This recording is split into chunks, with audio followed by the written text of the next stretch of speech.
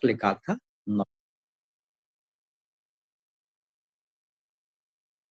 अमानत ने इंदर सभा नामक नाटक लिखा था। तो कुछ नाटक लिखे गए थे, लेकिन आधुनिक युग के नाटक का प्रारंभ हम मानते हैं भारतेंद्र हरिश्चंद्र से हुआ।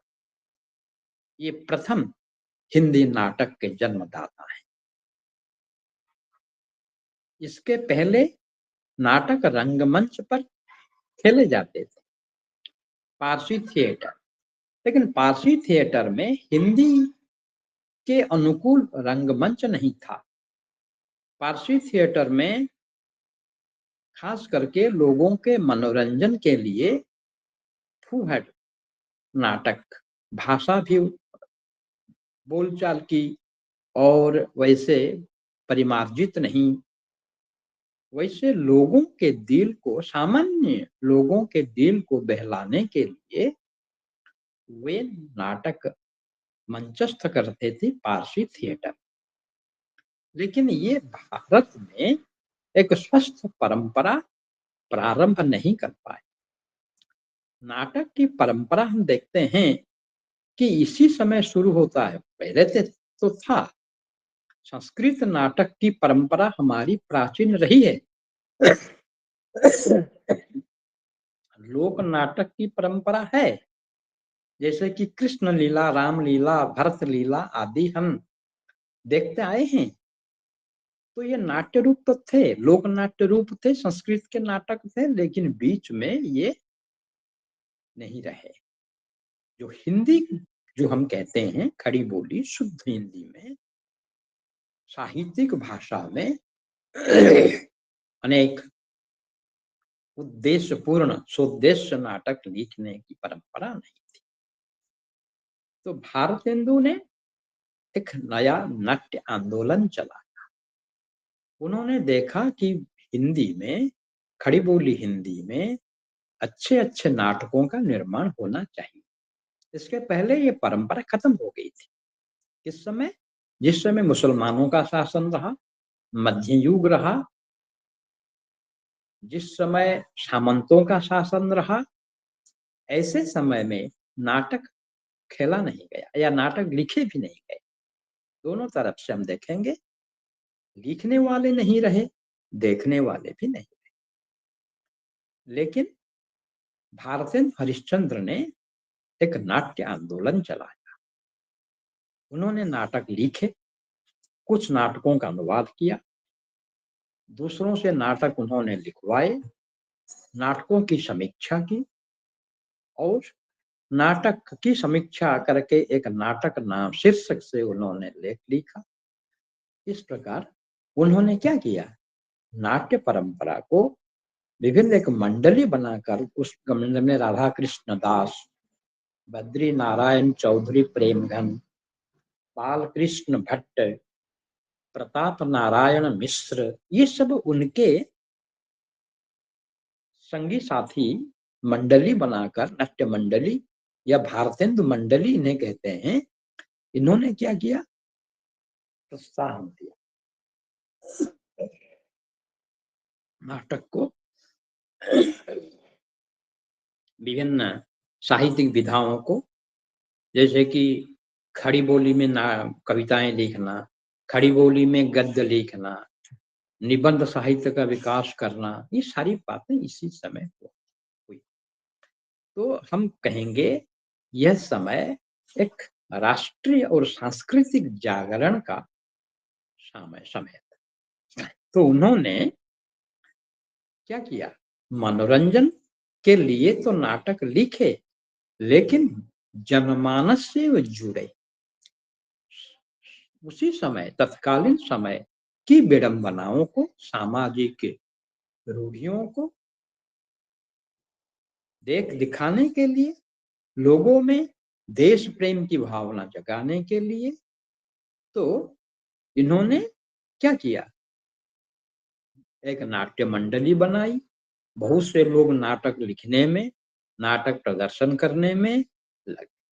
और भारतेंद्र हरिश्चंद्र नाट्य कर्मी थे, वे निर्देशन भी देते थे, वे अभिनय भी करते थे। उस प्रकार नाटक को जीवन्यास देने वाले भारतेंदु हरिश्चंद्र थे। तो उनका नाटक है, हम जिस पर चर्चा करेंगे वो है अंधेर नगरी। इसके पहले संस्कृत साहित्य में हम देखते हैं जो परंपरा है, नाट्य परंपरा संस्कृत में, नाट्य शास्त्र एक रचना भरत मुनि की है, जिसमें विभिन्न साहित्यिक विधाओं पर चर्चा होने के साथ साथ नाटक पर भी चर्चा हुआ। इसे पंचम वेद कहते हैं नाटक को। ऐसी कोई कला नहीं है, कोई ऐसी कोई विद्या नहीं है जिसको हम नाटक में दिखा नहीं सकते। तो संस्कृत नाटकों की जो कला दृष्टि थी, रंगमंच की जो प्रस्तुति होती थी, उनके पास जो प्रेक्षागृह या ऑडिटोरियम या हम रंगमंच कहेंगे वह भी उपस्थित था। लोक नाटक भी लोगों में प्रचलित थे, उनमें स्थानीय विशेषताएं भी थीं। तो हिंदी में लेकिन नाट्य परंपरा, रंगमंच, ये दोनों नहीं थे। हमारे जीवन से दोनों कट गए थे। मध्य युग में रंगमंच के प्रति लोग उदासीन थे और पश्चिम में जब नाटकों और रंगमंचों मंच थे तो उनसे ये परिचित हुए और उसी की देखा देखी, उससे प्रभावित होकर पश्चिम के नाटकों और रंगमंचों के अनुसार पारसी नाटक कंपनियों ने व्यावसायिक तौर पर मनोरंजन धर्मी नाटक प्रदर्शन करने लगे। तो क्या हुआ, यह बात रुचिकर नहीं हुई किसको, प्रसाद ए भारतेंदु हरिश्चंद्र को। उन्होंने कहा नाटक तो साहित्यिक होना चाहिए और नाटक भी रंगमंची होना चाहिए। तो साहित्यिक नाटक हो फिर रंगमंची हो, तो इसलिए भारतेंदु ने नाट्य कला की विशेषताओं को समझा, नाटक पर योजनाबद्ध रूप से काम किया, नाटक लिखे, लिखवाए, नाटक में अभिनय किया, नाटक के गुण धर्म पर विचार किया, नाटक नामक एक पुस्तक की रचना भी उन्होंने की और उनका उद्देश्य था अनुवाद भी करवाए। उनका उद्देश्य था कि भारत में राष्ट्रीय चेतना को विकसित करना। और लोक रुचि पहले क्या थी, पारसी थिएटर देखकर लोग हंसते थे, मजाक उड़ाते थे, मामूली ढंग से वे निम्न स्तर के आनंद में मशगूल रहते थे, विभोर हो जाते थे। लेकिन नाटक का उद्देश्य क्या है, समाज का प्रतिफलन तो हमारे नाटक में होता है। उस समय समाज के लिए क्या आवश्यक था, पहले राष्ट्रीय चेतना का विकास होना था और लोक रुचि परिष्कृत करना चाहिए था। व्यावसायिक नाटक के विरुद्ध एक आंदोलन चलाना था। तो बहुत से बड़े काम उन्होंने किए। एक तो व्यावसायिक स्तर पर दो फूहड़ नाटक खेले जाते थे, पारसी थिएटरों में उनका विरोध किया। नाटक में उन्होंने जो नाटक लिखा, प्रदर्शन किया, उसमें व्यावसायिक दृष्टिकोण नहीं रखा। उन्होंने भाषा का परिष्करण करना, उसमें नाट्य कला को विकसित करना, नाटक के माध्यम से लोगों में देश प्रेम की भावना जगाना, ऐसा उद्देश्य उनका रहा। लोगों का दृष्टिकोण परिष्कृत हो जाए। तो नाटक में मौलिकता लाने के लिए नाटक में अपनी रंग दृष्टि को उन्होंने डाला। उन्होंने एक नई परंपरा चलाई, उसमें लोक नाट्य परंपरा, संस्कृत नाट्य परंपरा, आधुनिक नाट्य शिल्प, सभी को मिलाकर हिंदी नाट्य परंपरा का विकास किया। इसमें पारसी नाटकों का प्रभाव भी था, लेकिन वे चाहते थे कि उससे धीरे धीरे मुक्त होकर हिंदी नाटक को एक आदर्श दिशा प्रदान कर सकें।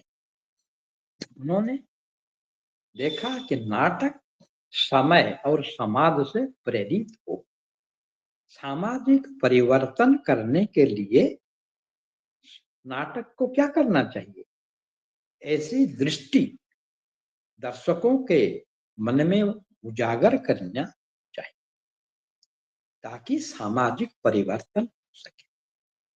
जिस प्रकार का जीवन व्यतीत करते हैं लोग एक परतंत्र भारत में, उसमें उनका कोई अधिकार नहीं है, उसमें कोई सुरक्षा नहीं है, कानूनगत कोई न्याय नहीं है, उसमें शोषण है। तो ऐसा समाज जो दर्द से, दुख दर्द से भरा हुआ है, उसका उत्थान होना चाहिए। लोगों के मन में देश के लिए प्रेम की भावना उत्पन्न होनी चाहिए, राष्ट्रीय जागरण होना चाहिए।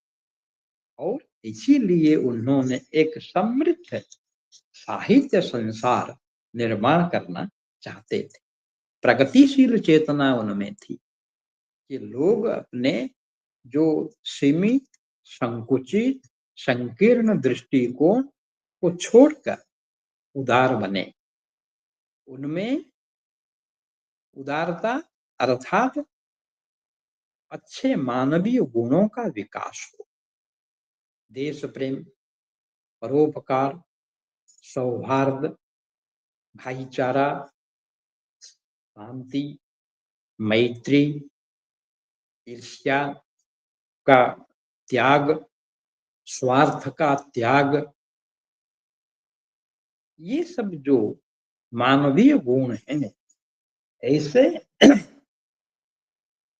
ऐसी चेतना लोगों में उत्पन्न हो। और उन्होंने नाटक में, चूंकि नाटक दृश्यात्मक होता है, नाटक के माध्यम से वे लोगों के मन में देश प्रेम की भावना जगाना, उदात्त मूल्यों को जगाना, मानवीय मूल्यों को जगाना, प्रगतिशील चेतना का विकास करना चाहते थे। स्वयं रंगकर्मी थे, अभिनेता थे, निर्देशक थे, समीक्षक थे। जानकी मंगल में उन्होंने बनारस में अभिनय किया था। नील देवी नाटक लिखा था, उसमें पागल की भूमिका अदा की थी। सत्य हरिश्चंद्र नाटक लिखा था, उसमें हरिश्चंद्र की भूमिका में उन्होंने अभिनय किया था। अर्थात वे लिखते थे, अभिनय करते थे, निर्देशन देते थे, रंगमंच का निर्माण करते थे, अनुवाद करते थे और नाट्य मंडली के सदस्यों को भी प्रेरित करते थे कि हम कैसे हिंदी नाटक को अधिक समृद्ध करें। तो हम देखते हैं कि पहले वे स्वांग रचना करते थे, एक सभा का निर्माण किया, कविता वर्धिनी सभा। उसके माध्यम से वे कविता का विकास करना चाहते थे, है ना। तो पेनी रीडिंग क्लब की योजना उन्होंने की थी। नेशनल थिएटर की स्थापना उन्होंने काशी में की।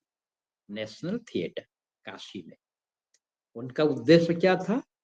उनका उद्देश्य था कि इन एक नाट्य मंडली नहीं, विभिन्न नाट्य मंडलियों के द्वारा क्या करें, नाट्यों के प्रति लोगों में रुचि बढ़ाएं, वातावरण को कलात्मक करें, रचनात्मक कार्य द्वारा लोगों में देश प्रेम की भावना जगाएं, उनकी रुचि को परिष्कृत करें, उनमें मानवीय मूल्यों का विकास करें।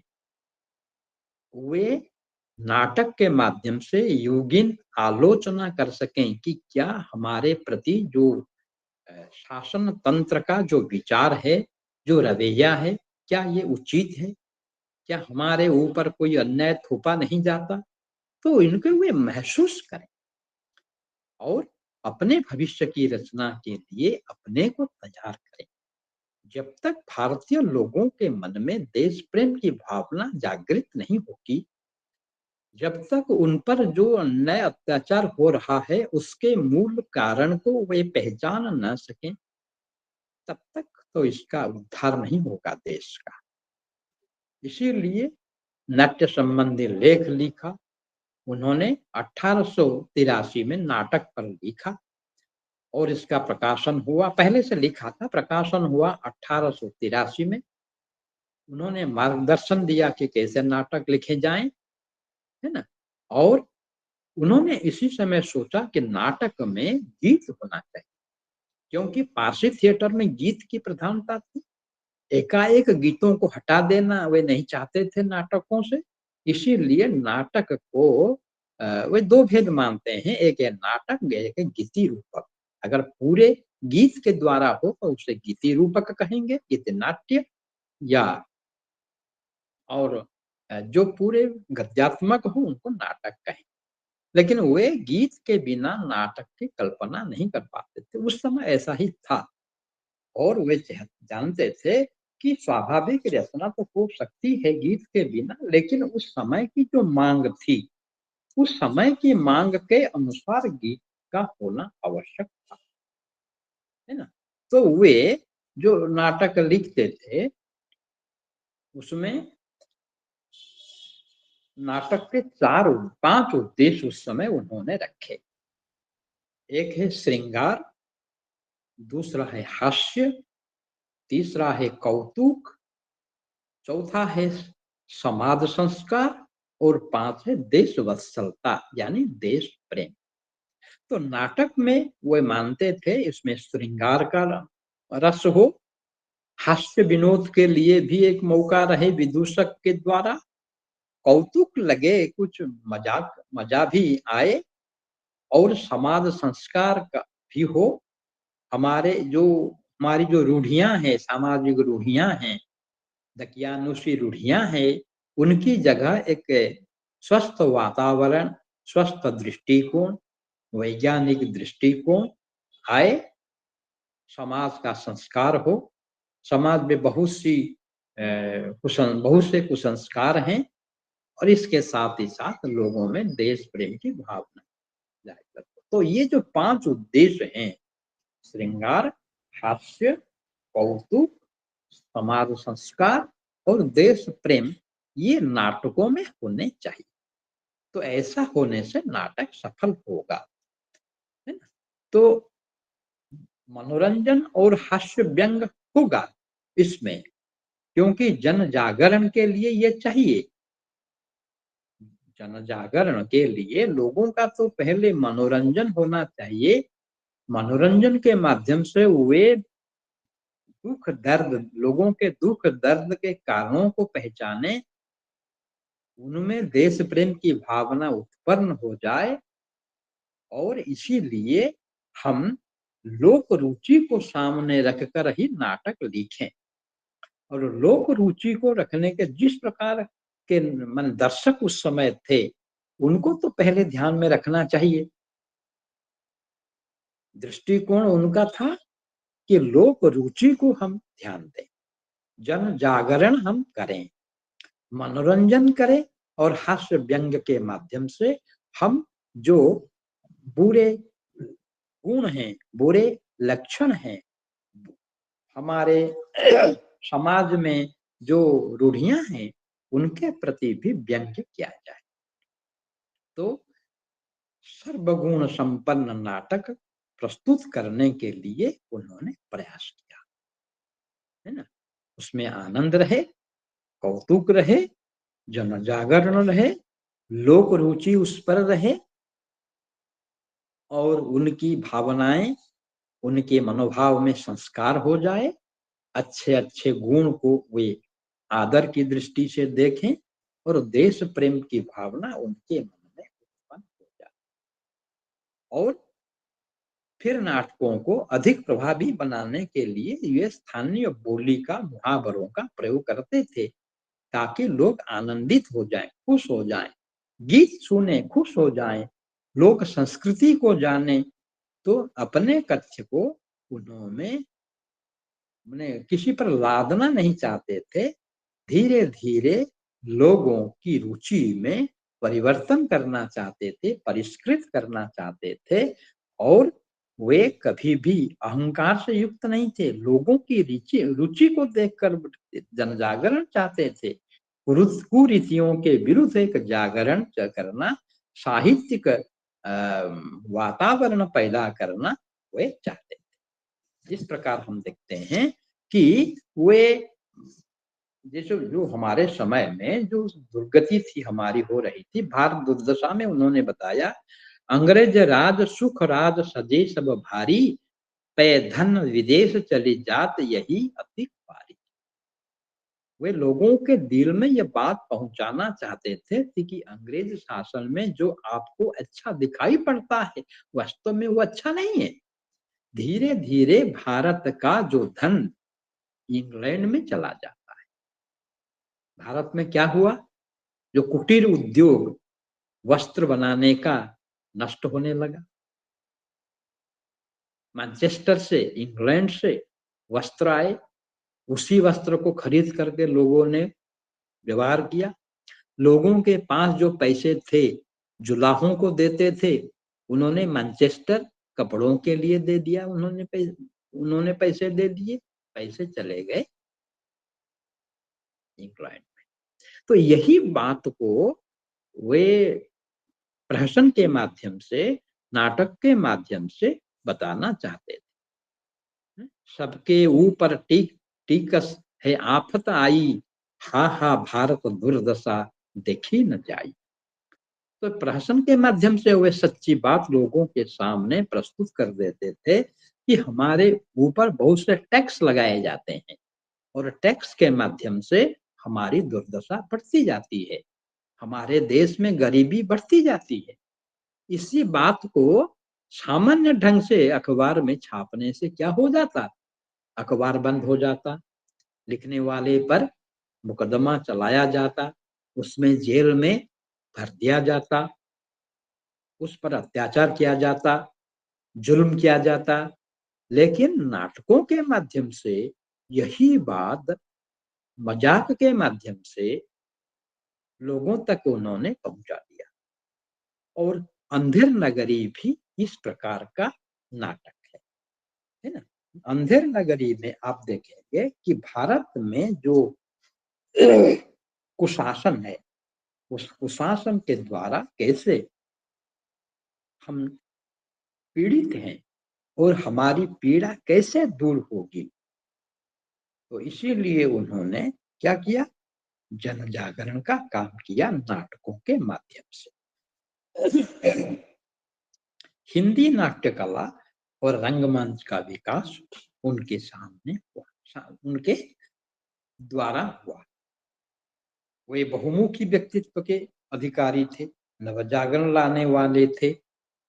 वो जानते थे कि नाटक के माध्यम से लोगों को जागृत करना संभव है, एक नया जागरण उत्पन्न करना संभव है, आधुनिक दृष्टि देनी होगी तो उनकी जीवन शैली में प्रभाव उत्पन्न करना होगा। तो इसीलिए उन्होंने नाटकों पर विभिन्न काम भी किया। उन्होंने बहुत से नाटक लिखे, वैदिकी हिंसा हिंसा न भवति, विश्वस्य विषमौषधम, प्रेम जोगिनी, सत्य हरिश्चंद्र, चंद्रावली, भारत दुर्दशा, भारत जननी, नील देवी, अंधेर नगरी, सती प्रताप आदि उन्होंने बहुत से नाटक लिखे। अंधेरी नगरी लोक जीवन में राजनीतिक चेतन उत्पन्न करने के लिए है। यथार्थ जो है में उसको व्यंग्य द्वारा व्यक्त किया गया है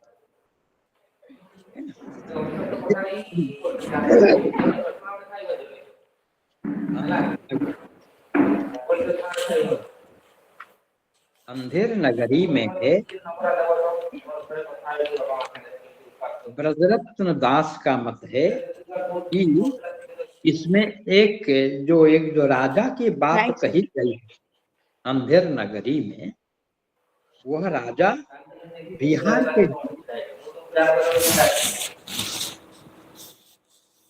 बिहार के जमींदार, एक जमींदार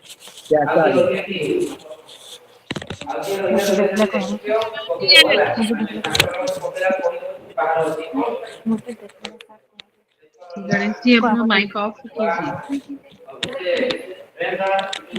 माइक ऑफ करिए। कौन गणेश जाए जी है आपका इससे? माइक ऑफ कीजिए।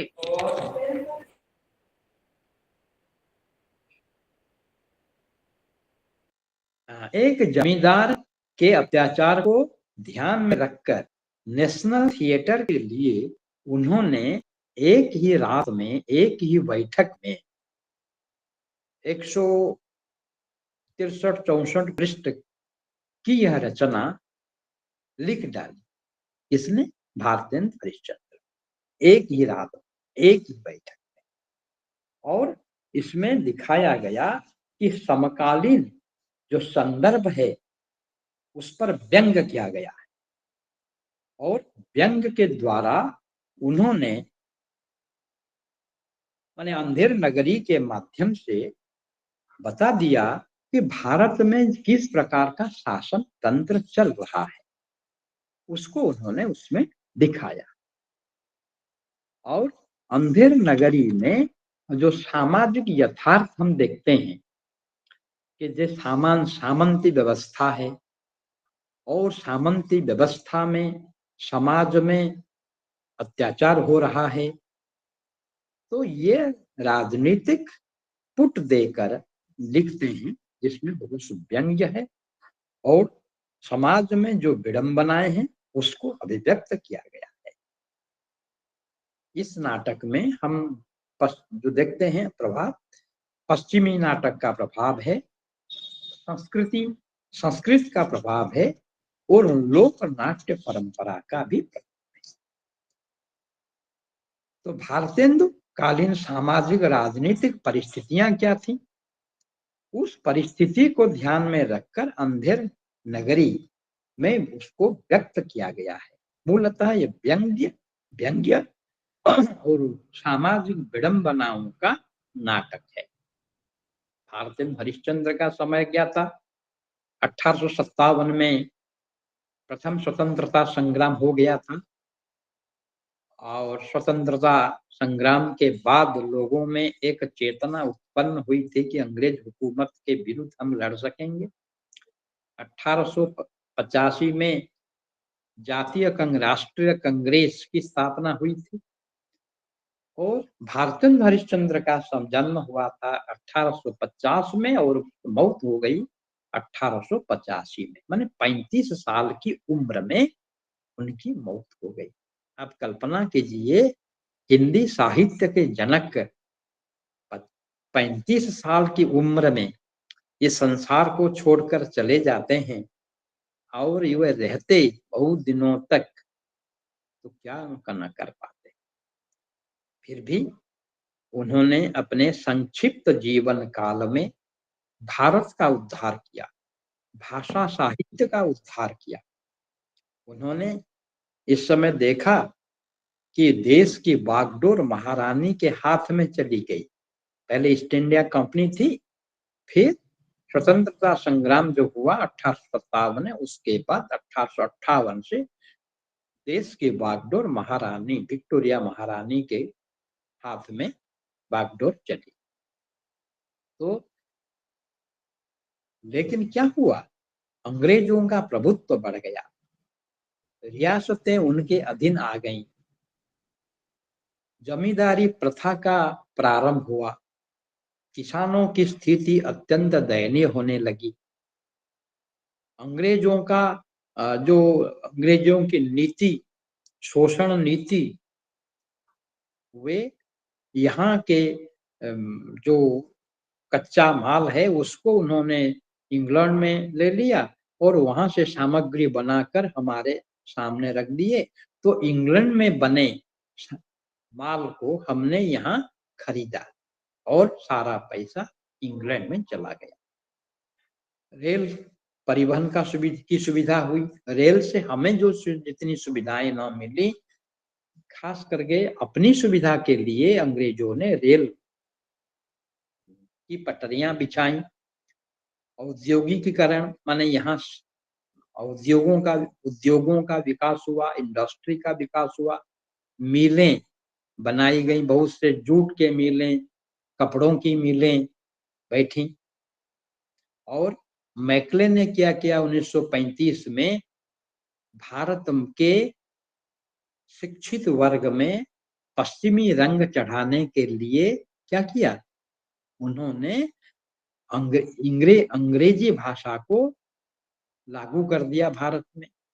उन्होंने देखा कि अंग्रेजी भाषा के माध्यम से पश्चिम संस्कृति को ये भारतीय लोग अपनाएं, ये जो बुद्धिजीवी वर्ग होगा, मध्यवित्त वर्ग होगा, वे अंग्रेजों के हिमायती होंगे, प्रशंसक होंगे और अंग्रेजीपन उनमें आ जाएगा।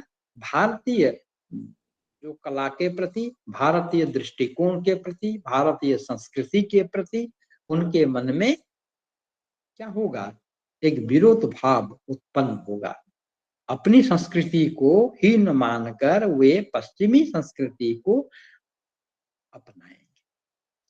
और शिक्षा का विकास यहाँ तो हुआ, लेकिन अपने प्रशासनिक कार्य के लिए उन्होंने ऐसा किया। फायदा वे चाहते थे और वे हमारे देश में शिक्षा को भी सर्वसुलभ नहीं किया। जो हुए खूब कम लोग शिक्षा से फायदा उनको मिला। तो इस प्रकार भारतीय लोग अपने हित के लिए संघर्ष करते रहे। ब्रिटिशर्स, जो ब्रिटिश के लोग, अंग्रेज लोग, वे अपने हित का चिंतन करते रहे।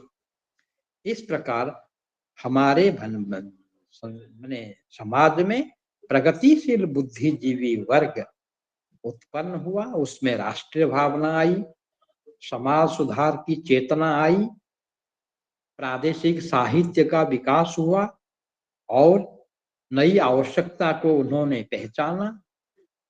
स्त्री की जो हीन दशा देश में थी, उन्होंने पहचाना कि स्त्री की दशा को ऊपर उठाना है, उसको स्वतंत्रता देनी है, न्याय देना है। और भारत में भी बहुत से दार्शनिक, वैज्ञानिक, साहित्यिक, ऐतिहासिक हुए। धीरे धीरे सांस्कृतिक विकास हुआ, शैक्षिक विकास हुआ, समाचार पत्र निकलने लगे, पत्रिकाओं का प्रकाशन हुआ, लोग संगठन बनाने लगे, राजनीतिक संगठन हो या धार्मिक संगठन हो या सामाजिक संगठन हो। संगठनों के माध्यम से लोग एकजुट होने लगे, लोगों में नई चेतना आई, नए विचार आए। इस प्रकार हम देखते हैं कि भारतेंदु युग में साहित्य के प्रचार से, समाचार पत्रों के प्रचार से, पत्रिकाओं के प्रचार से, शिक्षा के प्रचार से, उद्योग के प्रचार से एक नई चेतना आई। लेकिन 1870 तक हमारे यहाँ हस्तशिल्प खत्म हो गया। कृषि के प्रति जो लोग निर्भर करते थे, धीरे धीरे वे कर्जा करने लगे, ऋणग्रस्त होने लगे। यहाँ दुख बढ़ गया जब दुर्भिक्ष पड़ने लगा। दूसरे अफगान युद्ध में भारत को भी बहुत आर्थिक नुकसान सहना पड़ा। फिर अंग्रेज हुकूमत की तारीफ करने के लिए दिल्ली दरबार हुआ। दिल्ली दरबार में तारीफ की गई अंग्रेज हुकूमत की। रानी का स्वागत किया गया। 1900 इस प्रकार हम देखते हैं कि बहुत से क्रांतिकारी लोग भी आने लगे। दादा भाई नेहरू, सुरेंद्रनाथ बनर्जी, गोपाल कृष्ण गोखले, है ना। तो इस प्रकार हम भारतेंदु के समय में हम देखते हैं कि भारतेंदु में दो प्रकार की चेतना उत्पन्न हुई। एक है सुधारवादी चेतना और राष्ट्र के हित में एक राजनीतिक क्रांति की चेतना। इस प्रकार विभिन्न नाटकों में, प्रहसनों में क्या किया गया? आलोचनात्मक समझ लोगों में उत्पन्न करने के लिए, वैचारिक संघर्ष मन में उत्पन्न करने के लिए, सत्ता व्यवस्था के प्रति आक्रोश व्यक्त करने के लिए, उसमें परिवर्तन लाने की जिज्ञासा लाने के लिए, शोषण का विरोध करने के लिए, सामाजिक रूढ़ियों को हटाने के लिए। इस प्रकार देश में विभिन्न प्रकार की चेतनाएं उत्पन्न होने लगी। तो इसी चेतना को हम देखते हैं इसमें अंधेर नगरी। अंधेर नगरी में है क्या है? अंधेर नगरी में टका शेर भाजी टका शेर खाजा माने टका टका माने 2 पैसे, 2 पैसों में 1 शेर खाजा मिल सकता है, 2 पैसे में 1 शेर भाजी मिल सकती है। आप कुछ भी आप मिठाई खरीदेंगे तो भी 2 पैसों में आप 1 शेर मिठाई खरीद सकते हैं। सब की कीमत 2 पैसे है, कुछ भी खरीदें 2 पैसे है। तो एक है, इस कथा वस्तु शुरू होती है एक महंत के से। एक महंत थे, उनके 2 चेले थे। एक चेला है गोवर्धन दास, दूसरा चेला है नारायण दास। ये चेलों को भेजते हैं कि भिक्षाटन करके कुछ सामाजिक ज्ञान आहरण करें। तो गोवर्धन दास नारायण दास ऐसे शहर में नगर में पहुंच जाते हैं जहां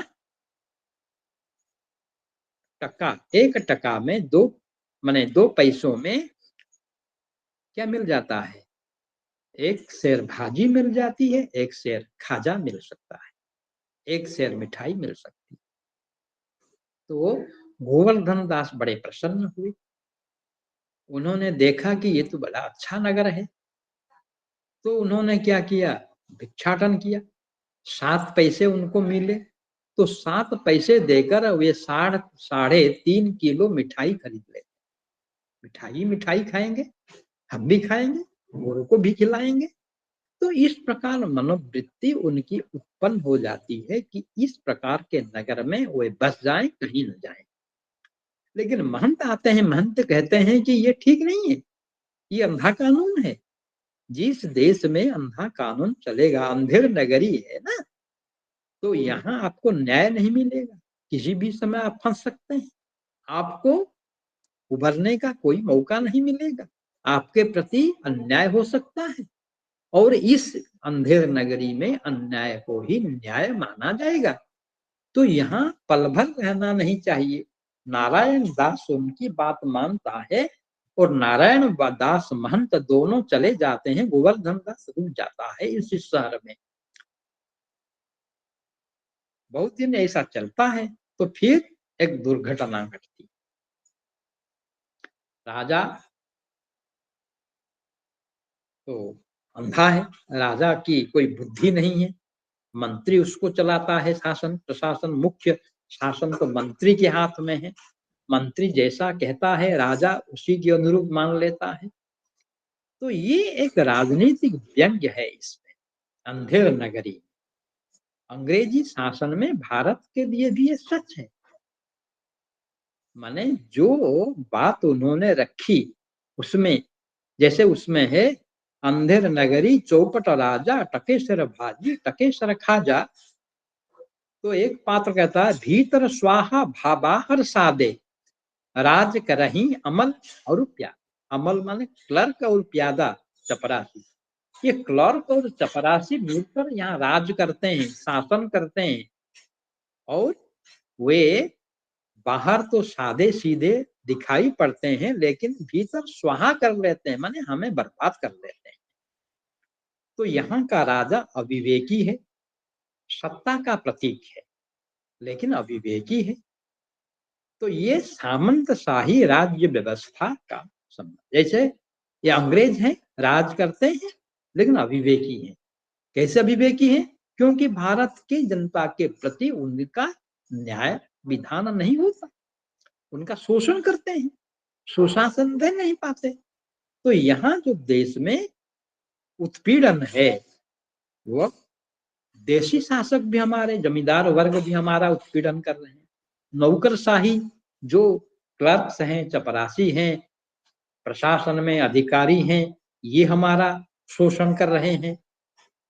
तो इसका खुलकर आलोचना करना, इस बात की आलोचना करना संभव नहीं था क्योंकि अंग्रेजी हुकूमत के समय बोलने का या अंग्रेजों का विरोध करने का दुस्साहस कोई नहीं कर सकता था। उसके लिए तो उसको सजा मिलेगी। तो सांकेतिक रूप से अपने नाटक के माध्यम से अंग्रेजी हुकूमत के समय जो दिक्कतें हमारी जनता को हो रही थी उसकी आलोचना करना केवल संभव था नाटक के माध्यम से। और भारतीय लोगों को उनकी जो अपनी जो कमजोरियां है उनके प्रति आगाह करना, सचेत सजग करना भी आवश्यक था।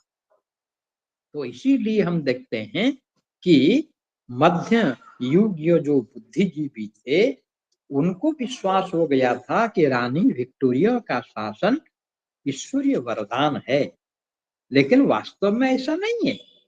वास्तव में अंग्रेज लोग हमारा शोषण करते हैं, हम इसको समझ नहीं पाते, है ना। यदि हम इसको समझ नहीं पाएंगे तो हमारी दुर्दशा बढ़ जाएगी, हमारी परतंत्रता और दीर्घकालीन हो जाएगी। तो नौकरशाही की आलोचना करके यहाँ है, चना हाकिम सब जब खाते, सब पर दूना टिकस लगाते। वे चना खाते हैं माने हमारा रस भी चूस लेते हैं और दुगुना टैक्स हम पर लगाते हैं। चूरन बेचने वाला भी कहता है कि चूरन अमले सब जो खावे, अमले माने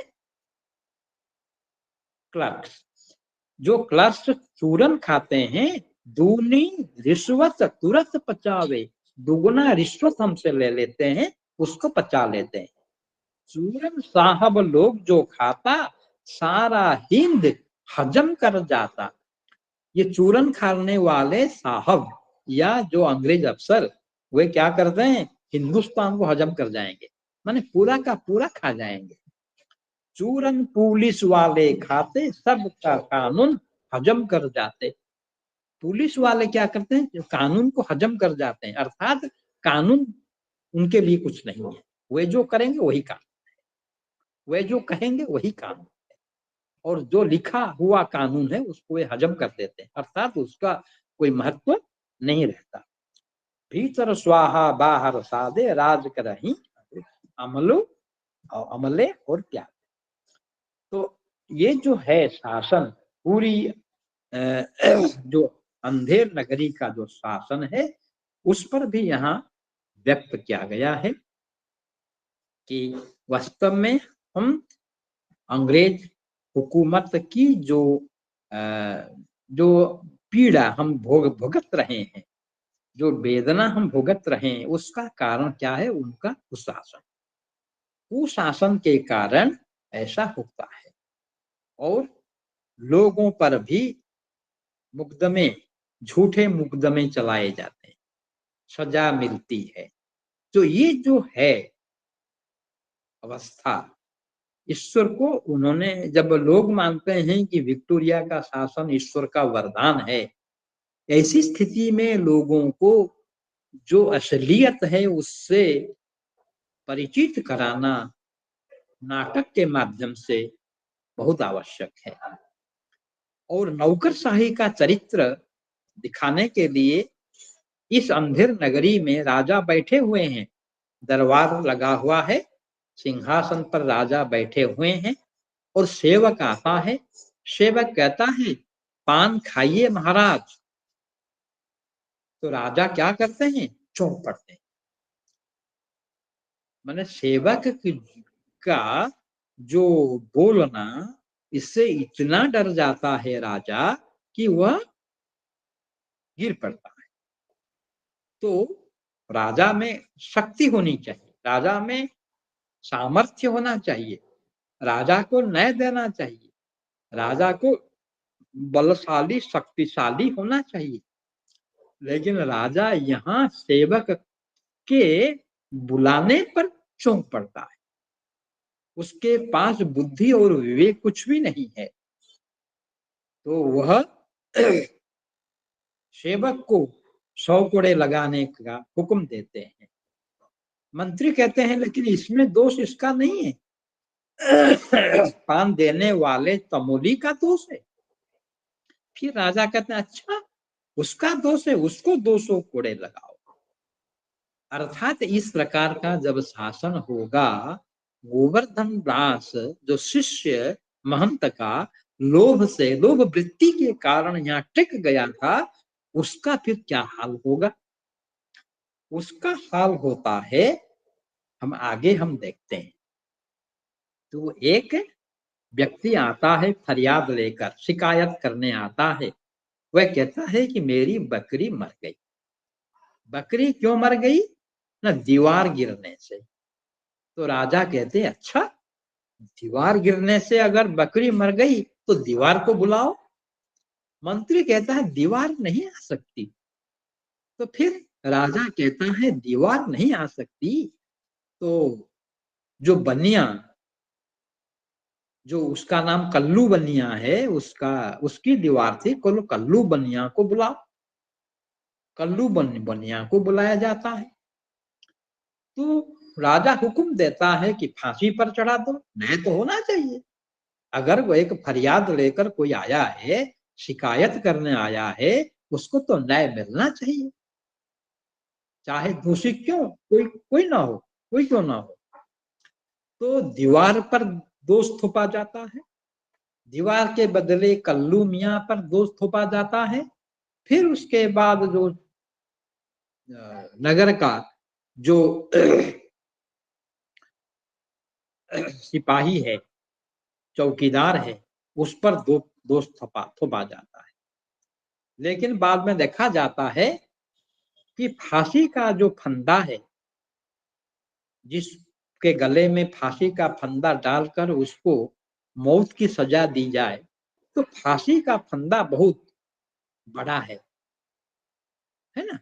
और ये जो है चपरास, ये जो कांस्टेबल है, कोतवाल है, कोतवाल बहुत दुबला पतला है, उसका गला बहुत पतला है, छोटा है, और फांसी फांसी का फंदा उसके गले की नाप से अनुसार नहीं। तो राजा हुक्म देता है, तो ठीक है, अगर फांसी का फंदा बड़ा है, कोतवाल का गला छोटा है, माने पतला है, तो ऐसे व्यक्ति को बुलाओ जिसका गला मोटा हो। तो इस समय जो गोवर्धन दास चेला रह गया था, मिठाई खा करके मोटा हो गया था, उसका गला भी मोटा हो गया था, तो फांसी उसके गले के लिए ठीक रहेगी, फांसी का फंदा ठीक रहेगा, तो उसको बुलाया जाता। तब आकर अब गोवर्धन दास को असलियत का पता चलता है, अरे मैं तो फंस गया। जब गुरु कहते थे तो मैंने उनके साथ नहीं गया, लेकिन गुरु जाने के समय बोल कर गए थे, यदि तुम्हें कोई आपदा आए, तुम्हारे लिए आफत पैदा हो जाए तो मुझे याद करना। तो अब आफत आ गई, मौत की सजा तो मिलेगी। स्मशान घाट में उसको ले लिया गया। तो वह स्मरण करता है गुरु को, गुरु आकर पहुंच जाते हैं महंत। अब महंत गोवर्धन दास के कान में कुछ फुसफुसाते हुए कहते हैं। इससे दोनों में झगड़ा हो जाता है। गुरु भी चिल्ला चिल्ला कर कहता है, मैं चढ़ूं, मैं चढ़ूं, मैं चढ़ूं। चेला भी गोवर्धन दास कहता है, मैं चढ़ूं, मैं चढ़ूं। तो राजा ने पूछा, माजरा क्या है, हाल क्या है? अचानक तुम दोनों में झमेला क्यों हो गया, लड़ाई क्यों हो गई, झगड़ा क्यों हो गया? तो उन्होंने कहा कि ये जो मुहूर्त है, गुरु ने कहा, महंत ने कहा, ये जो मुहूर्त है, ये वैकुंठ प्राप्ति का मुहूर्त है। यदि गोवर्धन दास फांसी पर चढ़ जाए तो वो चला जाएगा वैकुंठ। मैं चढ़ जाऊं तो मैं चल जाऊंगा वैकुंठ। तो राजा सोचता है, ये चेला क्यों वैकुंठ जाएगा, ये महंत क्यों वैकुंठ जाएगा, मैं खुद क्यों वैकुंठ नहीं जाऊंगा? तो अब राजा कहता है, नहीं, मुझे वैकुंठ जाना है। तो रस्सी का फंदा लगाकर वह झूल पड़ता है, उसकी मौत हो जाती। तो इस कथा में हम देखते हैं, ये अंधेर नगरी का शासन है, फैसला है, मुकदमे का फैसला इस प्रकार होता है जहां अंधा कानून चलता हो। भारत में भी उसी प्रकार अंधा कानून चलता था।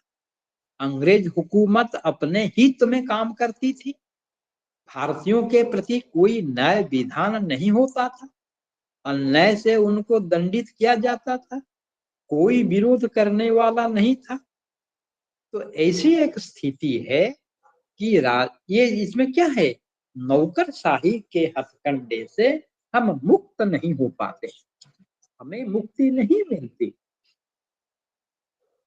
तो हमें क्या करना चाहिए, इस जो नाटक के माध्यम से हमें यह दिया सीख मिलती है कि हम ये जो अंधा कानून है इसका विरोध करें। ये साहस हमारे अंदर आना चाहिए। इसके विरोध करने से हमें दंडित भी होना पड़ सकता है। हम उस दंड को झेलें, लेकिन अंग्रेजों का विरोध करें। तो एक एक ऐसी मानसिकता हमारी उत्पन्न होनी चाहिए। हम जो जहां माने कौवा कोयल का कोई भेद ना हो, जहां धर्म अधर्म का भेद ना हो, ऊंच नीच का भेद ना हो, कुल मर्यादा का और माने लुप्त हो गया हो, इस प्रकार की स्थिति में कैसे जिया जा सके, है ना। इसीलिए क्या है, बड़ा माने लगता है कि इस यहाँ रहना मुश्किल है। श्वेत सब श्वेत श्वेत सब एक से, जहां कपूर कपास, कपूर और कपास को जहां एक जैसा माना जाएगा, ऐसे देश कुदेश में कबहु न कीजिए वास। ये कुदेश है, खराब देश है, अंधा कानून इस देश में है, यहाँ वास करना नहीं चाहिए। कोकिल बायस एक सम, पंडित मूर्ख एक। जिस देश में पंडित और मूर्ख एक समान है, जिस देश में कोयल और कौवा एक समान है, इंद्रायन दाढ़ी विषय, जहां नाम एक विवेक। जिस देश में लोगों में विवेक नहीं होगा, वहां कौवा और कोयल बराबर होंगे। तो विवेक कहाँ नहीं है, विवेकहीन कौन है, ये राजा, मूर्ख राजा। ये शासन कैसे करता है, मंत्री के माध्यम से, और कैसा इंसाफ देता है, उठपटांग। तो ऐसे में हम क्या करें, ये सब हैं नीच ऊंच सब एक ही ऐसे, जैसे भडुए पंडित ऐसे। जो मूर्ख और पंडित समान यहाँ है। कुल मर्जाद न मान बढ़ाई, सभी एक से लोग लुगाई। हैं, सब अपनी पत्नी और दासी दोनों में अंतर कर नहीं पाते। जहां जात पात नहीं है, कुल मर्यादा नहीं है, वहां कैसे रहेंगे। धर्म अधर्म एक दर्शाई, राजा करे सो न्याय सवाई। जो न्याय राजा करे वही न्याय है। जहां माना जाएगा तो धर्म अधर्म का भेद वहां कैसे रहेगा। तो इस प्रकार जो बातें हैं उठाई गई हैं अंधेर नगरी में, क्या सचमुच हम नाटक के बिना इस बात को लोगों को तक पहुंचा सकते हैं? संभव नहीं है, है ना। जो अंधेर गर्दी मची है, ऐसे लगता है राजा विदेश में है। अर्थात हमारे राजा कौन है, इंग्लैंड की रानी है। कहाँ रहती है, इंग्लैंड में रहती है। शासन कहाँ चलता है, भारत में। तो इस प्रकार शासन के प्रति जो आक्रोश है, उसको हम इस प्रकार के नाटक के माध्यम से ही प्रस्तुत कर सकते हैं। मान्य योग्य नहीं हो तो कोई कोरो पद पाए, मान्य योग्य नरते केवल परहित। लास्ट में अंत में कहा गया है कि वास्तव में जो पद पा जाएं, उनको हम मान्य नहीं मानेंगे, योग्य नहीं मानेंगे। योग्य कौन है, जो केवल परहित, जो केवल पर का हित, परोपकार करें, उसे ही हम मान्य माने, योग्य माने। तो नाटक के आरंभ में ये बातें कही गई हैं। ये बात फिर हम नाटक के माध्यम से जितनी विडंबनाएं हमारे समाज में हैं, अंधा कानून मिलने से है, राजा जब विवेकहीन बन जाए, मंत्री के द्वारा परिचालित हों तो ऐसी स्थिति में क्या किया जाए। लेकिन मंत्री भी कहता है कि मैं भी जाना चाहता हूं वैकुंठ में। हो सकता है राजा को उकसाने के लिए मंत्री ने ऐसा कहा होगा, तो फिर राजा बहुत चालाक पड़ जाता है। अंत में वह कहता है कोई न जाए मैं वैकुंठ में जाऊं, और वो फांसी के फंदे पर लटक जाता। तो इस प्रकार ये जो विडंबना समाज की, इस पर जो व्यंग्य किया गया है हम देखते हैं, है ना। इसमें आलोचना की गई है नौकरशाही की, है। वास्तव में हम पर अत्याचार हो रहा है इस नौकरशाही के द्वारा, प्रशासन के द्वारा। राजे रजवाड़े हम पर अत्याचार करते हैं। जमींदार वर्ग, ये तो हमारे भारत के हैं ना, ये लोग भी अंग्रेज हुकूमत के अधीन रहकर उनके चमचे बनकर हम पर अत्याचार करते हैं।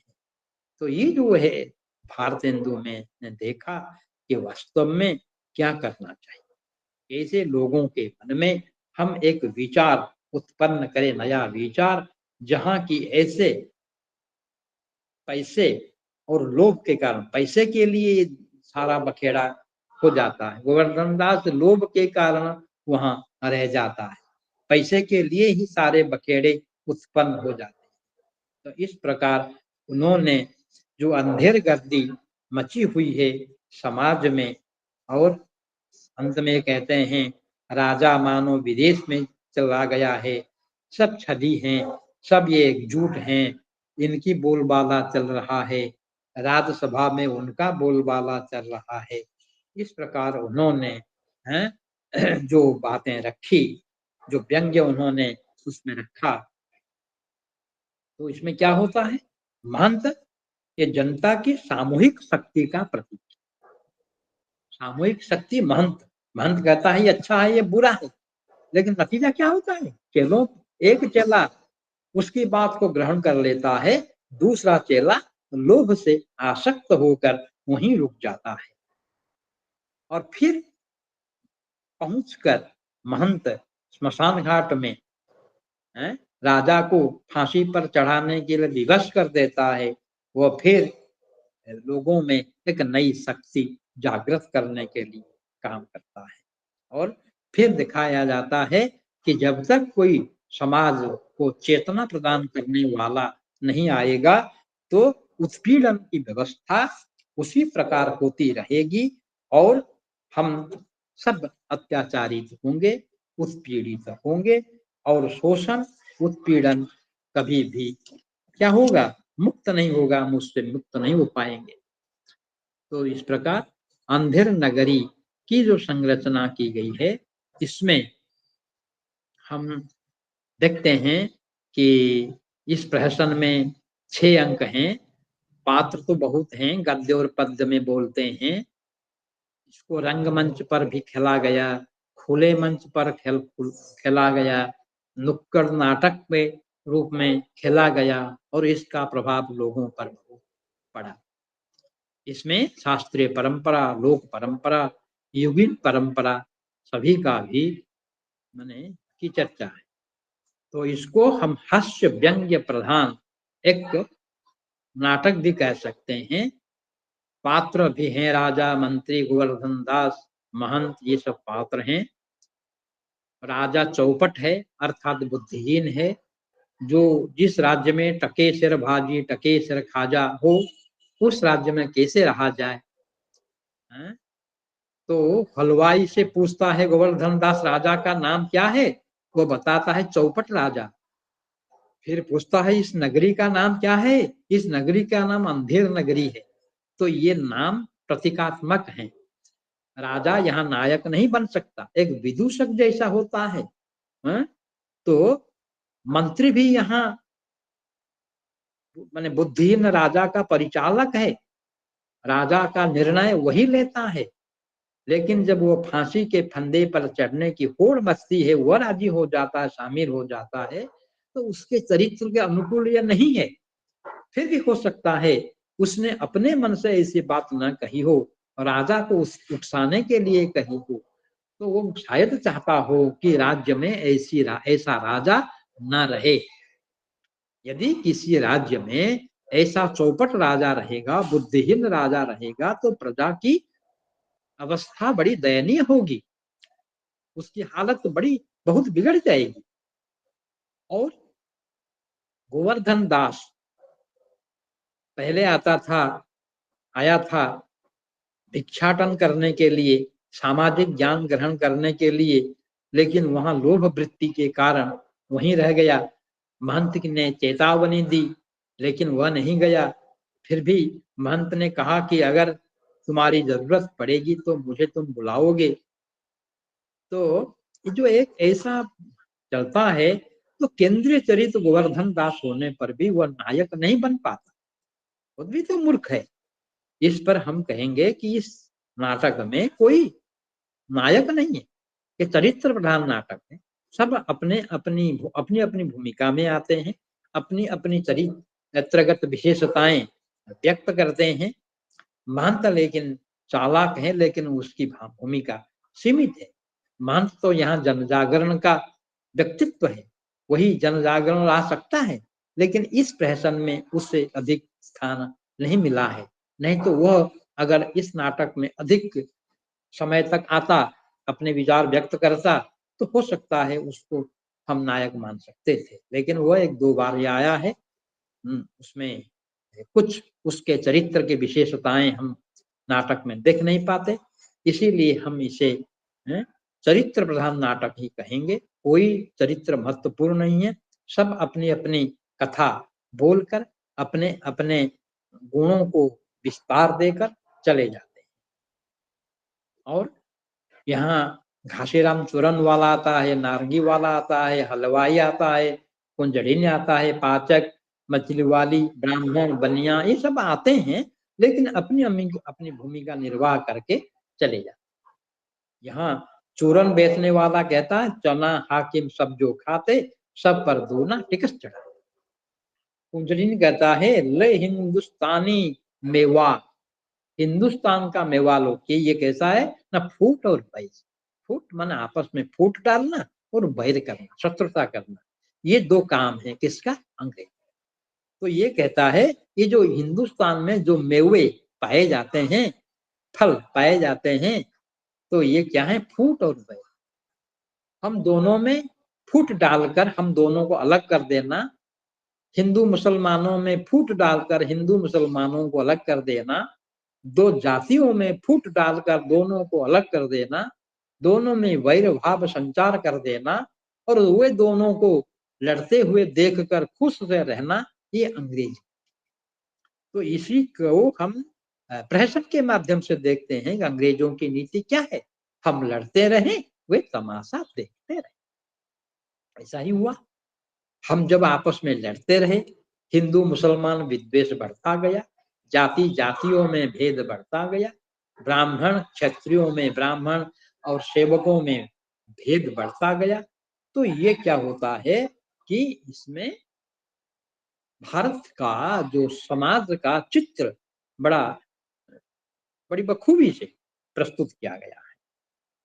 लेकिन ये प्रहसन नहीं हो पाता, माने नाटक का एक भेद प्रहसन है, इसमें एक अंक होता है, लेकिन इसमें 6 अंक हैं, 6, इसीलिए यह माने संस्कृत नाटक के प्रहसन का अनुकरण नहीं करता, उसको हम एक सामान्य नाटक मानेंगे। इसमें भी हम जो नाटक के 5 कार्य अवस्थाएं होती हैं, प्रारंभ, प्रयत्न, प्रत्याशा, नियतप्ति, फलागम, ये जो 5 अवस्थाएं ये भी नहीं है। हम इनको एक महान उद्देश्य की प्राप्ति होती है, फल प्राप्ति होती है, इसमें नहीं है। हाँ, हम कह सकते हैं कि हम इसको 3 भागों में नाटक को रख सकते हैं। एक है प्रारंभ, दूसरे को हम कहेंगे विकास, तीसरी स्थिति को हम कहेंगे परिणति।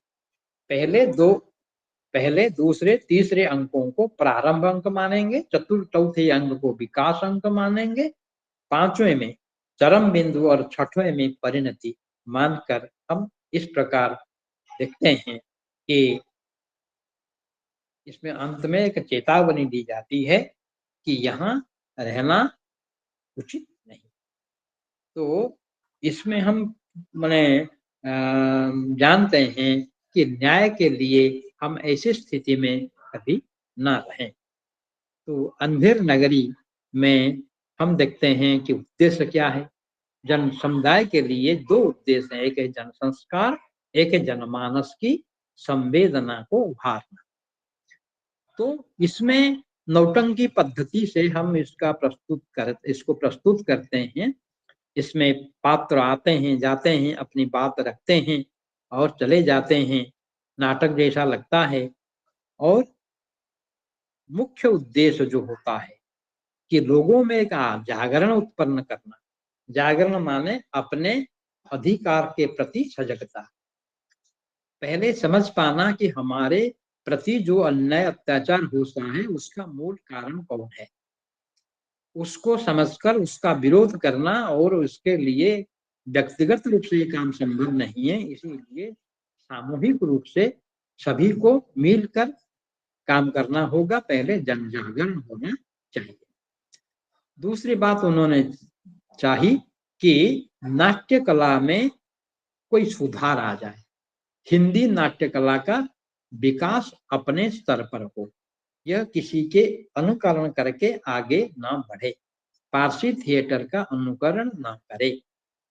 तो उन्होंने असंबद्ध स्थितियां जैसे अपसर नाटक में होते हैं, असंगत नाटकों में अपसर नाटक कहते हैं, उनमें जिस प्रकार का विधान होता है, मंच विधान, इसमें इस प्रकार बाजार, राजसभा, स्मशान ऐसे जो विधान किए गए हैं, ये नहीं लगते परस्पर संबंधित हैं, लेकिन पात्रों के अनुसार, विचार के अनुसार ये सही लगते हैं।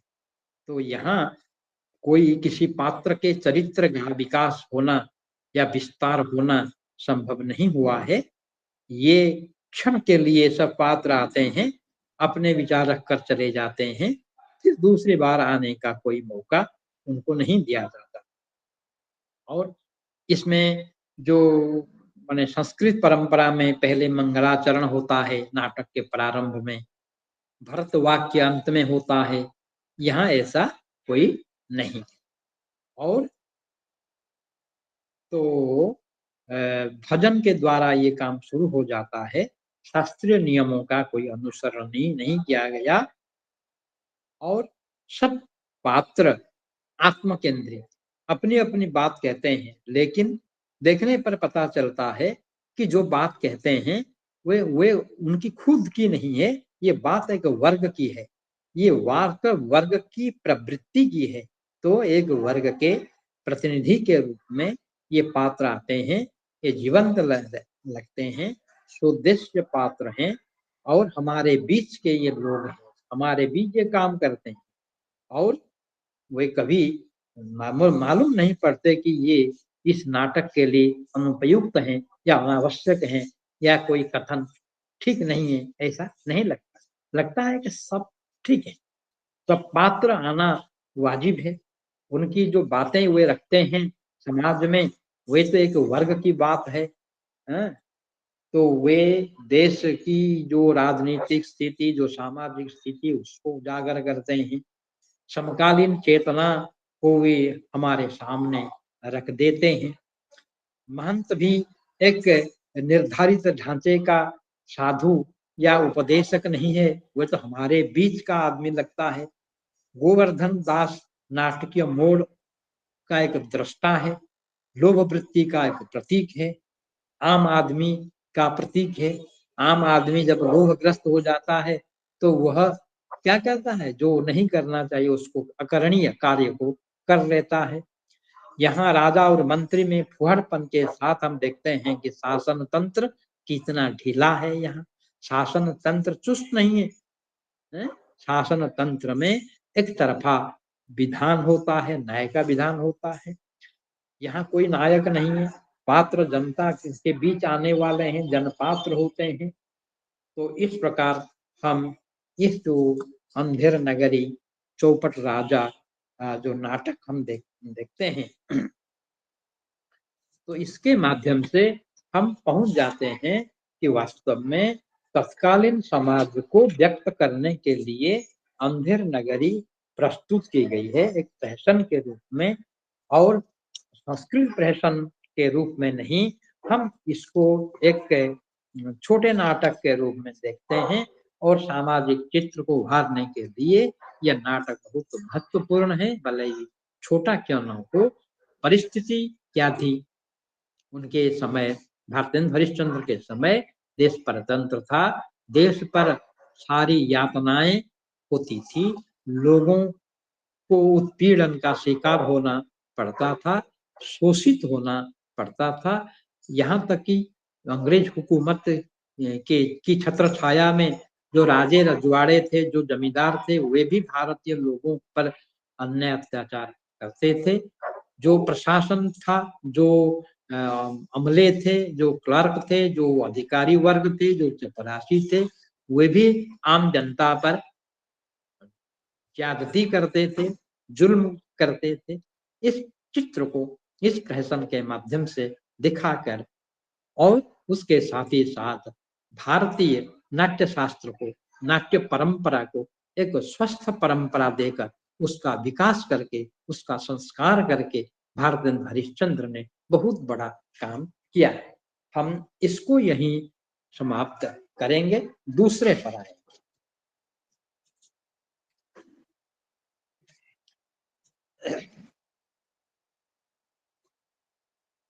हम प्रयास करेंगे कि जो दूसरा है स्कंदगुप्त, अगर यह पूरा नहीं हो पाता तो फिर भी हम उसको कल पूरा कर लेंगे, प्रयास करेंगे तो उसको आगे कुछ बढ़ा देंगे। ये जयशंकर प्रसाद का नाटक स्कंदगुप्त एक ऐतिहासिक नाटक है, 5वीं शताब्दी की बात। 5वीं शताब्दी में शासन था। सर बात पूछनी हाँ थी। बोलिए। हाँ सर स्कंदगुप्त गुप्त वंश का शासक था वही ना है? हाँ हाँ, 5वीं शताब्दी में ये जो गुप्त वंश का शासन था, पहले थे कुमार गुप्त। कुमार गुप्त के बाद आते हैं स्कंदगुप्त। कुमार गुप्त के की दो रानियां थी। एक रानी थी बड़ी रानी, उसका नाम है देवकी। उनकी छोटी रानी थी, छोटी रानी का नाम क्या था मालूम है? छोटी रानी का नाम अनंत, बताता हूं, अनंत देवी। तो देवकी बड़ी रानी है, अनंत देवी छोटी रानी है। कुमार गुप्त महेंद्रादित्य या विक्रमादित्य का शासन का नाम है कुमार गुप्त, और उपनाम है विक्रमादित्य। तो गृह कला वहां लगा हुआ है। देवकी बड़ी रानी है, शादी सीधी है, स्कंद गुप्त की मां है। उनकी छोटी रानी अनंत देवी है, उसका बेटा है पूर्वगुप्त। अनंत देवी कुटिला है, सौंदर्य की अधिकारिणी है, और वे अपनी उंगली पर कुमार गुप्त को परिचालित करती है और देवकी को बंदी बनवा लेती। एक गृह कलह लगा रहता है। तो एक तरफ स्कंदगुप्त रह जाता है, एक तरफ पूर्वगुप्त रह जाता है। अनंत देवी चाहती है सिंहासन पर पूर्वगुप्त आसीन हो, लेकिन परंपरा के अनुसार बड़ा जो होता है, बड़ा बेटा, वही शासन जो राजगद्दी का अधिकारी होता है, माने स्कंदगुप्त को राजगद्दी पर बैठना चाहिए। लेकिन छोटी रानी अनंत देवी नहीं चाहती कि स्कंदगुप्त राजगद्दी पर बैठे। तो ये गृह कलह चलता है। गृह कलह चलते देवकी को वे बंदी बनवा कर लेती है अनंत देवी, और स्कंदगुप्त को बाहर भेज देती है दूसरी जगह दूर पर, जहां वह दूसरों से ये लड़ाई लड़े।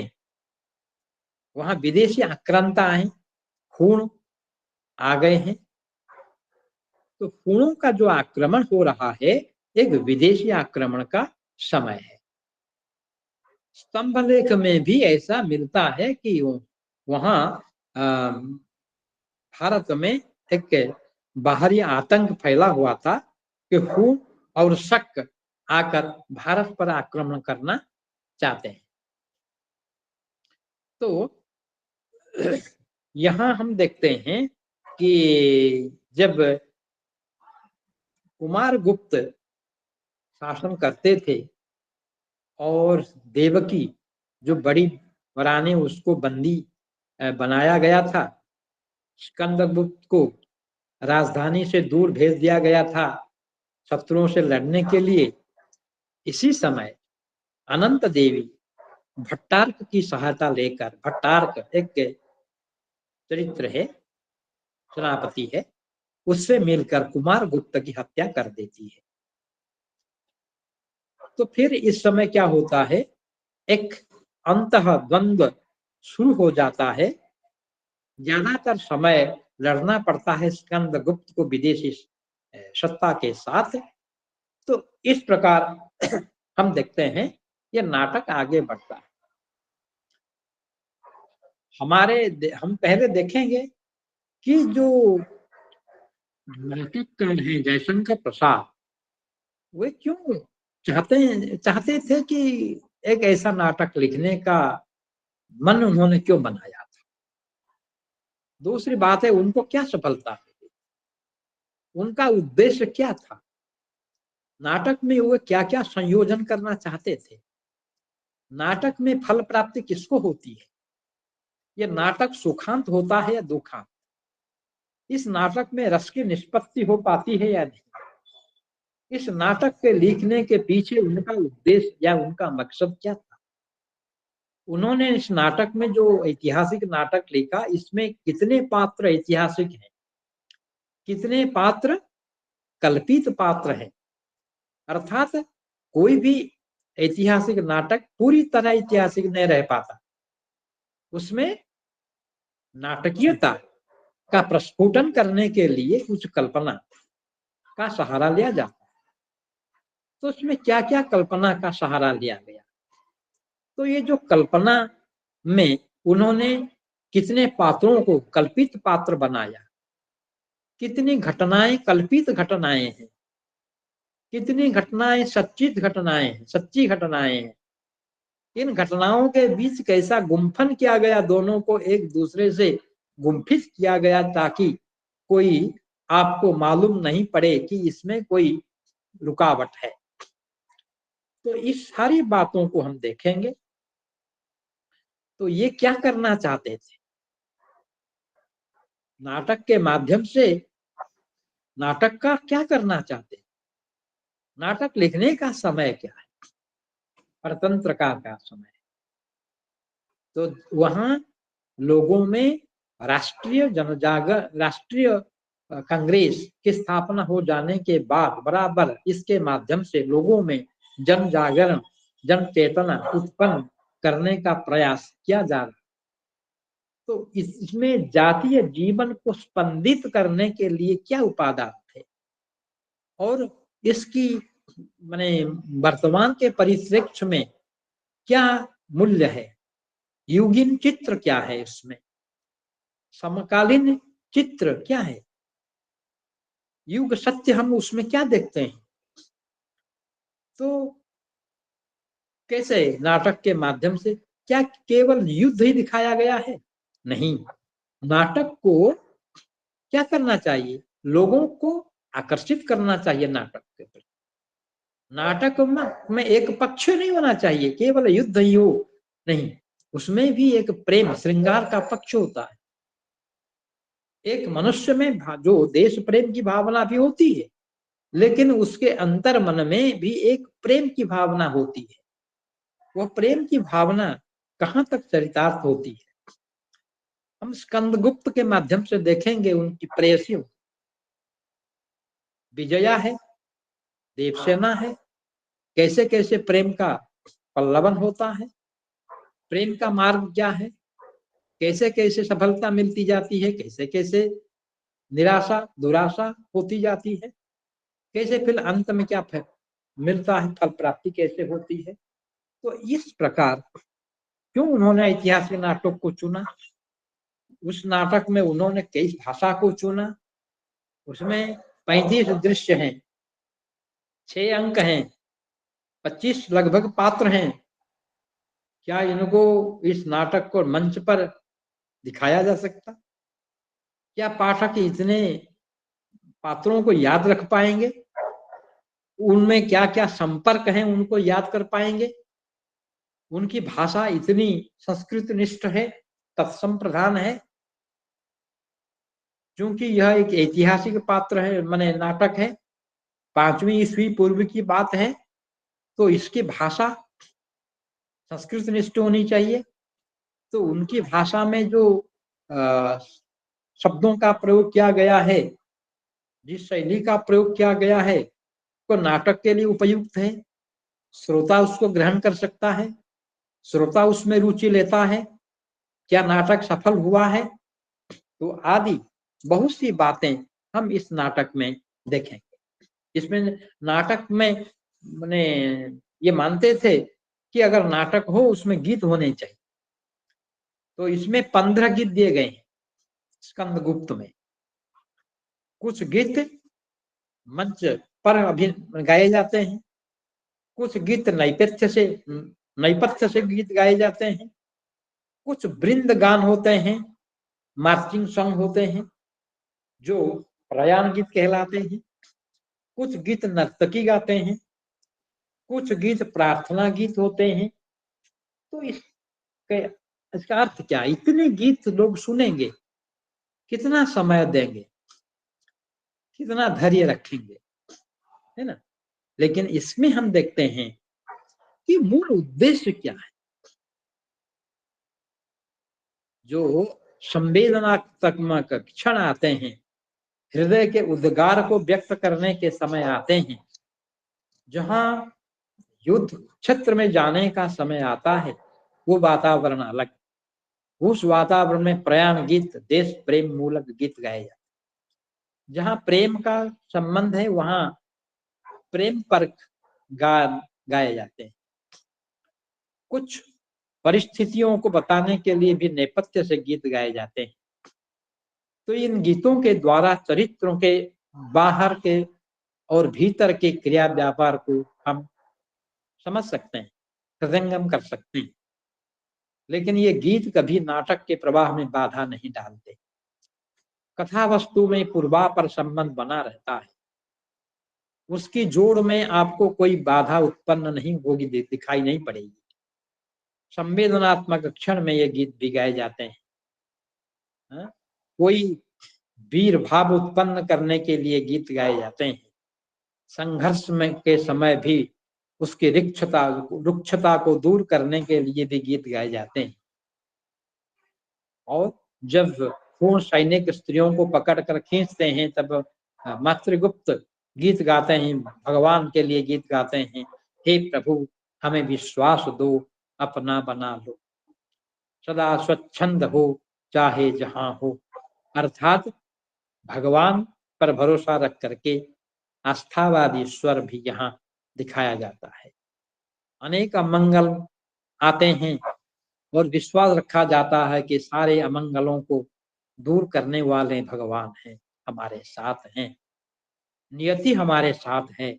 कभी कभी कुछ अचानक ऐसी घटनाएं घट जाती हैं जिसे नियति मानकर उसे स्वीकार किया जाता है और घटना का मोड़ आ जाता है। तो इस प्रकार 15 गीत होते हुए भी हम देखते हैं कि इस नाटक में गीतों का महत्व है। इतना लंबा है, इतने पात्र हैं, इतने दृश्य हैं, और इसको मंच पर कैसे अभिनीत किया जाएगा ये भी एक शंका है। किस प्रकार का आयोजन किया जाएगा, जो जो माने मंच पर जो प्रच्छद माने पीछे जो सीन लगाए जाएंगे, जो दृश्य लगाए जाएंगे, वे कैसे होंगे, उनमें कैसे परिवर्तन होगा, ये सारी बातें हम देखते हैं कि हमारे पास कुछ शंकाएं आएंगी, देखेंगे कि नाटक कैसे सफल हुआ है, नाटक को के पीछे उनका उद्देश्य क्या है, नाटक का समय क्या है। अगर प्रसाद जी उस समय के न होते, आज के समय के होते, तो उनके नाटक बदल जाते। या आज के नाटककार जो नाटक लिखते हैं, यथार्थवादी नाटक लिखते हैं, अगर वे उस जमाने के होते, 1930-35 के आसपास के नाटककार होते, तो वे भी अलग प्रकार के नाटक लिखते। इस प्रकार हम देखते हैं कि नाटक का एक समय होता है। समय बहुत मूल्यवान। समाज की मांग क्या है, आवश्यकता क्या है, नाटककार का काम क्या है? समाज को संस्कारित करना, समाज को मार्गदर्शन देना, सामाजिक गुण प्रवृत्तियों का विकास करना, उनमें सदाचार का विकास करना, उसमें कुप्रवृत्तियों का क्या करना, उन्मूलन करना, कुप्रवृत्तियों को हटाकर अच्छी प्रवृत्तियों को जगाना, देशद्रोह भाव को हटाकर देश प्रेम भाव जगाना, देश अहित काम छोड़कर देश के हित के लिए अपने प्राण को न्यौछावर करने की मानसिकता उत्पन्न करना, ये उसका उद्देश्य। तो समय वैसा ही था। और ऐसे नाटककार प्रसाद जी हैं। आपको तो प्रसाद जी को जानते हैं, मूलतः ये छायावादी कवि हैं। छायावादी युग 1918 से 1935 तक, 36 तक चलता है। इस कालखंड में हम छायावाद के स्तंभ चतुष्टय कहते हैं जयशंकर प्रसाद पंत, सुमित्रानंदन पंत निराला, सूर्यकांत त्रिपाठी निराला, महादेवी वर्मा, इनको हम स्तंभ चतुष्टय कहते हैं। तो इसी छायावादी युग में क्या था, जो वातावरण था, जो चेतना थी, नाटक का प्रतिफलन उसी में हुआ। तो प्रसाद ने क्यों चुना, 5वीं सदी की कथा वस्तु को क्यों चुना? क्योंकि वह शक और गुणों का आक्रमण समय था। तो ये आज की दृष्टि से भी महत्वपूर्ण है। आज के माहौल में भी हम जो समस्या हमारे लोग खून और शकों के आक्रमण के समय देखते थे, अनुभव करते थे, जो पीड़ा उनको होती थी, जो उत्पीड़न का शिकार होते थे, शोषण का शिकार होते थे, राष्ट्रीयता की भावना लोगों में मिटने वाली थी, ऐसे एक समय में शक और खून भारत पर आक्रमण कर देते थे। और उस समय भारत की रक्षा, भारत की एकता और अखंडता की रक्षा करने वाले स्कंदगुप्त उभर कर आते हमारे सामने। वो जो समय था वही समय आज भी हमारे सामने, माने प्रसाद के समय देश परतंत्र था, अंग्रेजों का शासन था, तो नाटक रचना ये जाने का समय था, अंग्रेजों की हुकूमत का समय। और लोग क्या करते थे, आजादी की लड़ाई लड़ते। दो काम चलते थे, लोगों में देश प्रेम की भावना उजागर हो गई थी, देश को आजाद करने के लिए लड़ाई लड़ते थे, बलिदान देते थे। और ऐसे समय में देश प्रेम मूलक नाटकों की आवश्यकता थी, जिसमें देश प्रेम उभारा गया हो, जिसमें देश की रक्षा के लिए बलिदान की भावना उत्पन्न हो गई हो, जिसमें विदेशी आक्रांताओं को पराजित होकर लौटे पांव भाग जाना पड़ा हो, उल्टे पांव भाग जाना पड़ा हो, और प्रसाद जी चाहते थे कि ये जो आजादी की लड़ाई चल रही है उसमें भी लोग जी जान से योगदान दें, लड़ाई लड़ें, इस लड़ाई में शामिल हो जाएं और लोगों को एकजुट होना चाहिए, लोगों को एकताबद्ध होना चाहिए, राष्ट्रीय संहति का मूल्य समझना चाहिए। लोग बंट गए थे, अंग्रेजी फूट के कारण विभाजित हो गए थे, लेकिन लोगों को धर्म, जाति, भाषा, क्षेत्र, मत का भेद भूलकर उससे ऊपर उठकर एकजुट होना चाहिए था। अंग्रेज शासन के विरुद्ध संघर्ष करने को मानसिक रूप से तैयार हो जाना आवश्यक था। तो लोगों के मन में देश प्रेम की भावना हम गुप्त काल के इतिहास के बहाने जगाना चाहते थे। और प्रसाद के बहुत से नाटक, ऐतिहासिक नाटक हैं, जैसे कि स्कंदगुप्त, चंद्रगुप्त, अजातशत्रु, ध्रुव स्वामिनी, कामना, जन्मेजय का नाग यज्ञ, राज्यश्री, एक घूंट। तो उनमें हम क्या देखते हैं? उसमें हम देखते हैं नाटककार समकालीन यथार्थ को भी व्यक्त करता है। अरे नाटक उस समय के लिए तो ठीक था, इस समय के लिए भी ठीक है। उस समय की जो समस्या थी इस समय भी वही समस्या है। उस समय की समस्या को दूर करने के जो उपाय कारगर थे, महत्वपूर्ण थे, आज भी वही कारक महत्वपूर्ण है, आवश्यक है। हमारे मन में वही चेतना जागृत होनी चाहिए। तो इस प्रकार क्या हुआ? उनका उद्देश्य रहा कि देशभक्ति की भावना का प्रसार करना, लोगों को आजादी की लड़ाई में शामिल करना, लोगों को एकजुट करना। तो भावात्मक स्तर पर हम लोगों में सांस्कृतिक चेतना, ऐतिहासिक चेतना जगाकर ऐतिहासिक कथा वस्तु के आधार पर उनमें एक नई चेतना जगाकर हम लोगों को अब अपने समय के अत्याचार, अन्याय, शोषण के खिलाफ लड़ने के लिए तैयार करेंगे।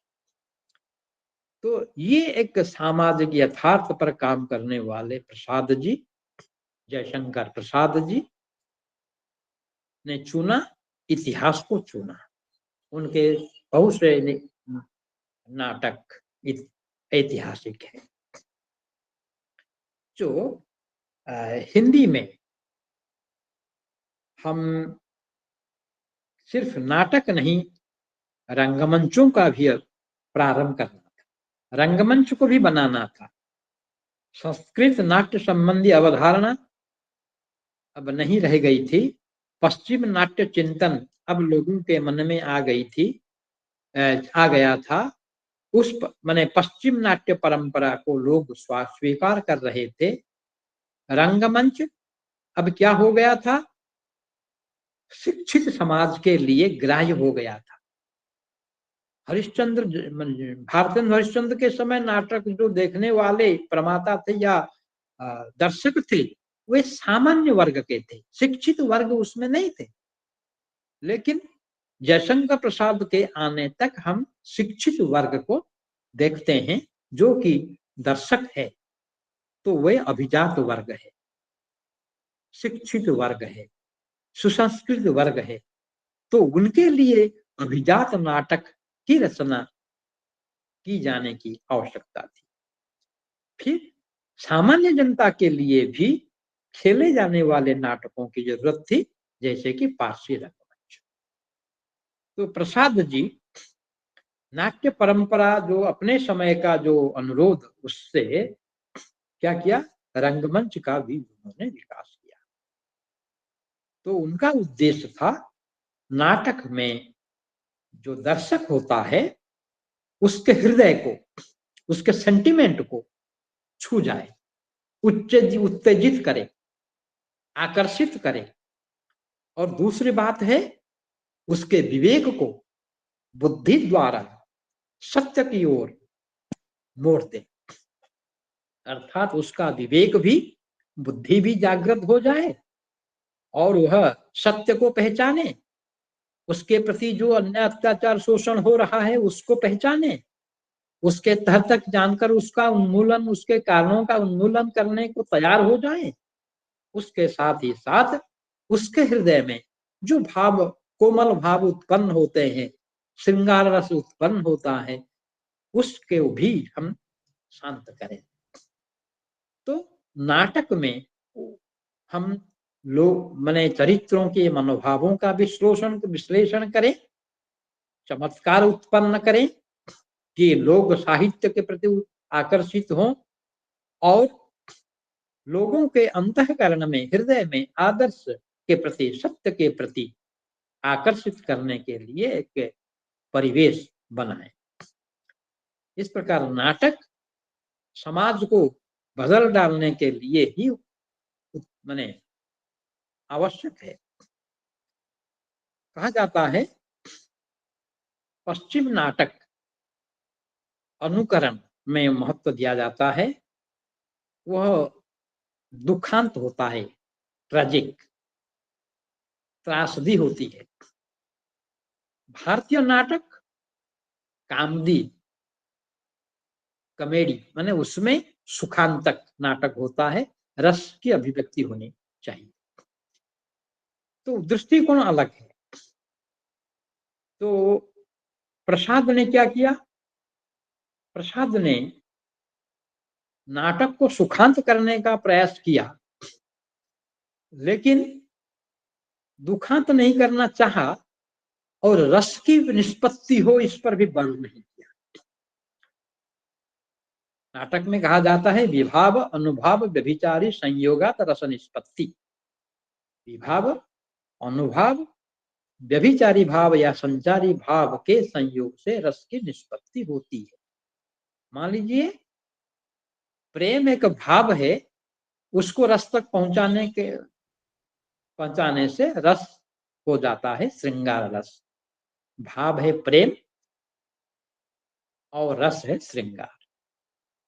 तो रस की निष्पत्ति के लिए साहित्य में बहुत महत्व दिया जाता है। ये भारत की मानसिकता है, परंपरा है। पश्चिम में दुखांत नाटक को ही वे मानते थे कि दुख ही सत्य है। जीवन का सत्य हम किसमें उपलब्ध करेंगे? दुख में। वे उपनिवेशों की खोज में कॉलोनी बनाने के लिए विश्व में जगह जगह पर घूमने लगे। अपनी कॉलोनी बनाने के लिए उन्होंने बड़ा प्रयास किया, संघर्ष किया, जीवन को उसमें जोड़ा, जी जान से लड़ा और बुद्धि का प्रयोग किया, सफलता मिली, लेकिन प्राप्ति के लिए उनको दुख झेलना पड़ा। तो दुख से वे अनुप्राणित रहे, उनका साहित्य भी दुखांत बन गया। तो नाटक देखकर या कविता पढ़कर नाटक हमें बुराई से रोकता है और हमारा चरित्र संशोधन करता है, समाज का संशोधन करता है, व्यक्ति में सहानुभूति उत्पन्न करता है नाटक। लेकिन नाटक में दुख की प्रधानता अधिक होती है, निराशा की अधिकता होती है। कभी कभी नाटक में क्या होता है, जो नायक होता है उसको दुख झेलना पड़ता है और दुख को वे मूल मानते हैं।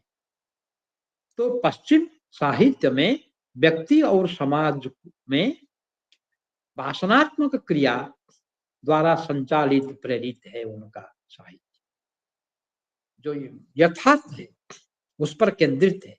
उसको प्राप्त करने के लिए दुख होता है और नाटक में दुखांत स्थिति रहती है।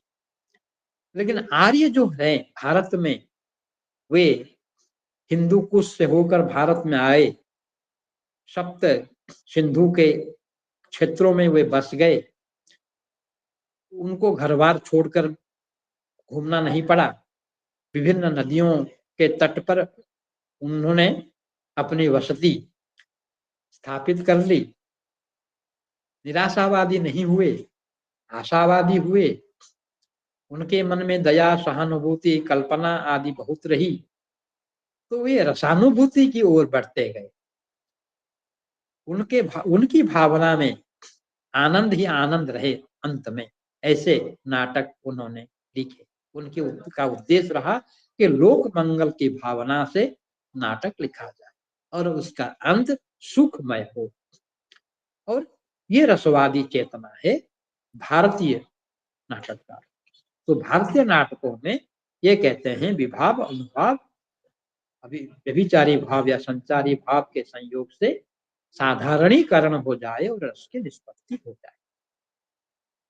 तो ये दृष्टिकोण भारतीय दृष्टिकोण है कि नाटक सुखांत हो। पाश्चात्य दृष्टिकोण है कि नाटक दुखांत हो। लेकिन प्रसाद के अनुसार, प्रसाद ने देखा कि हाँ, नाटक तो सुखांत होंगे, लेकिन नाटक में भी संघर्ष होना चाहिए, नाटक में चरम सीमा होनी चाहिए, और नाटक में के केंद्रीय स्थिति होनी चाहिए रंगमंच की। अर्थात नाटक हो तो रंगमंच भी हो। लेकिन वे मानते थे नाटक तो पहले किए जाएंगे, नाटक के लिए रंगमंच को बनाना पड़ेगा। रंगमंच के लिए नाटक लिखे जाएंगे तो नाटक में वह साहित्यिकता नहीं रहेगी, वह रस नहीं रहेगा, उसकी सार्थकता नहीं रहेगी। वो साहित्य या नाटक प्रचार धर्मी हो जाए। पहले नाटक को लिखने की स्वच्छंदता रहनी चाहिए नाटककार को। नाटककार लिख जाए अपने समाज को ध्यान में रखकर कि कोई भी पृष्ठभूमि ले, समाज का ले, यथार्थ का ले, इतिहास का ले, पुराण का ले, कोई भी नाटक लिखे, लेकिन वो नाटक अपने ढंग से लिखे, अपने दृष्टिकोण से लिखे, और नाटक को खेलने के लिए रंगमंच का जो निर्देशक होता है उसको रंगमंच बनाना पड़े। तो उनके नाटक भी इसीलिए रंगमंचीय नहीं होते। लोग आलोचना करते हैं कि इनके रंगमंच में प्रस्तुत करने के लिए हम उतने सामग्री उपलब्ध करा नहीं पाएंगे, दृश्य योजना कर नहीं पाएंगे, पर्दा जो पीछे जो पर्दे लगाए जाते हैं उसके पर्दों का जो भड़कीले पर्दे होते हैं कैसे लगाएंगे, क्या लगाएंगे, स्थिति बदल जाती है। किसी समय के माने जंगल की स्थिति आएगी तो किसी समय एक युद्ध क्षेत्र की स्थिति आएगी। तो इसीलिए ऐसा हुआ कि नाटकों का लेखन और मंचन कुछ धीमा हो गया, लेकिन फिर बाद में मंचन को ध्यान में रखकर नाटक लिखे। देश की राजनीतिक अस्थिरता, सामंतवाद की संस्कृति के पतनशीलता को देखकर लोगों में जागरण उत्पन्न करने के लिए चाहे नाटक पौराणिक हो, चाहे ऐतिहासिक हो, सामाजिक हो, नाटक लिखे गए। और इनके समय, प्रसाद के समय में भी प्रसाद ने इतिहास को ही उपजीव्य बनाया। इतिहास के आधार पर ऐतिहासिक पात्रों को लेकर समसामयिक उसी समय के वातावरण को चित्रित करने के लिए भी उन्होंने नाटक लिखे, जो कि आज की स्थिति के लिए भी ग्रहणीय है, आज के लिए भी आवश्यक है। तो उनके समय में हम देखते हैं दो परंपराएं नाटक के लिए विकसित हुई। एक तो है नाटक कलात्मक दृष्टि से उद्देश्यपूर्ण होना चाहिए, दूसरा नाटक मनोरंजन धर्मी और व्यावसायिक होना चाहिए। जो मानते हैं कि नाटक को मनोरंजन धर्मी करें और व्यावसायिक करें वो पारसी थिएटर है, और जो सोचने लगे कि नाटक कलात्मक हो, भाषा सांस्कृतिक के महत्व को प्रतिष्ठित करें, भाषा संस्कृत प्रधान हो, तत्सम प्रधान हो, शैली उसी के अनुरूप हो, तो वे उद्देश्यपूर्ण ढंग से प्रबुद्ध वर्ग के लिए नाटक लिखने लगे। तो इस प्रकार इंदर सभा जो 1953 में एक नाटक लिखा गया, उसको सैयद आगा हसन ने लिखा था, अमानत उसका उपनाम था। इस नाटक का नाम था इंदर सभा। इसमें पारसी थिएटर का प्रभाव पड़ा। तो पारसी थिएटर के हिसाब से उन्होंने उसको लोकप्रिय बनाया और लोकप्रिय बनाने के लिए संगीत नृत्य को भी उन्होंने आधार। उसमें चमत्कारपूर्ण कथा रही, संगीत, नृत्य, गीत, चुटकुले, ये सब रहे, पद्यात्मक संवाद रहे। तो इसके बाद जो हम देखते हैं प्रसाद के नाटक हम देखते हैं, इसमें यद्यपि यह मंच पर प्रस्तुत करना नामुमकिन है लगता है, क्योंकि इसमें 5 अंक हैं, 33 दृश्य हैं, 25 से ऊर्ध्व माने ये अभिनय करने वाले अभिनेता हैं, अभिनेत्री हैं। तो फिर भी पारसी थिएटर को अस्वीकार करके प्रसाद ने एक नई नाट्य संकल्पना को स्वीकार किया और उन्होंने इस प्रकार हिंदी जगत को जो नाटक दिए वे परिष्कृत विचार वाले, प्रबुद्ध वर्ग के लिए अच्छी भाषा में, सुसंस्कृत भाषा में नाटक दिए। पारसी थिएटर का उन्होंने परिमार्जन किया। इस प्रकार उनके नाटक हम देखते हैं। तो पारसी थिएटर का जो बोलबाला था वह तो बहुत दिनों से था। इसी बीच आप जानते हैं कि नाट्य परंपरा भारत में केवल भारतेंद्र हरिश्चंद्र के समय आधुनिक भारत में शुरू होती है। नाटक इसी समय लिखे गए, मध्य युग में नाटक नहीं लिखे गए, नाटक खेले नहीं गए। तो इस दृष्टि से जब अंग्रेजी नाटक से प्रभावित होकर पारसी थिएटर चलने लगे, पहले तो पारसी ड्रामेटिक कोर की स्थापना की गई, फिर पारसी थिएटर की स्थापना की गई। 1846 में ग्रांड रोड थिएटर की स्थापना की गई बंबई में, ये पारसी थिएटर के अनुसार। 1853 में पारसी थिएटर की स्थापना की गई। पारसी माने ईरानी कथाएं। ईरान देश में, फारस में जो कथा प्रचलित थी उसी को कुछ अंग्रेजी नाटकों को वे दिखाते थे। बाद में फिर उन्होंने हिंदू मुसलमान संस्कृति पर आधारित इतिहास, परंपरा या पौराणिक, हिंदुओं के पौराणिक कथाओं को, ऐतिहासिक कथाओं को फिर उन्होंने नाटक में प्रदर्शित किया लोगों के लिए। लेकिन प्रसाद पारसी थिएटर के भड़ाऊ दृश्य को पर्दा नहीं चाहते थे और वे चाहते थे कि दृश्यों की संख्या सीमित हो, लेकिन उनके इस नाटक में, स्कंदगुप्त नाटक में दृश्य की संख्या थी।